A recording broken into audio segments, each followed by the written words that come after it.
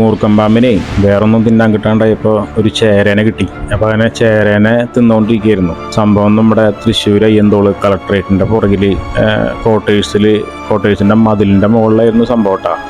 ഒരു അത്ര വലിപ്പമൊന്നുമില്ല, ചെറിയൊരു മൂർക്കം പാമ്പാണ്.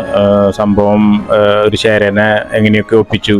അങ്ങനെ ആ മതിലിൻ്റെ മുകളിൽ ഇരുന്നിട്ട് അതിനെ മുഴുവനായിട്ട് തിന്നുകൊണ്ടിരിക്കുകയായിരുന്നു, വിഴുങ്ങിക്കൊണ്ടിരിക്കുകയായിരുന്നു. അപ്പോൾ അതിനിടയ്ക്കാണ് നമ്മളെ വിളിക്കണേ.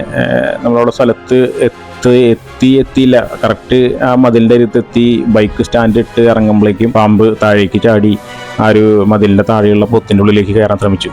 ഉടനെ ഞാൻ അവിടെ നിന്ന് ഇറങ്ങി ഓടി അതിനെ വാലിലേക്ക് പിടുത്തം കിട്ടി. അങ്ങനെ പതുക്കെ ആ പൊത്തിൻ്റെ ഉള്ളിൽ നിന്ന് പതുക്കെ ഹുക്ക് വെച്ച് തട്ടി പുറത്തേക്ക് എടുക്കുക ചെയ്തത്.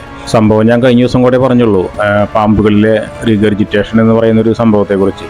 അത് തന്നെ ഇവിടെ സംഭവിച്ചു. കാരണം വിഴുങ്ങിയ ചേരയെ നമ്മൾ പിടികൂടാൻ ശ്രമിക്കുന്നതിനിടെ അല്ലെങ്കിൽ റെസ്ക്യൂ ചെയ്യാൻ ശ്രമിക്കുന്നതിനിടെ അത് ആ ചേരയെ മുഴുവനായിട്ട് പുറത്തേക്ക് തുപ്പി കളയാണ്ടായത്.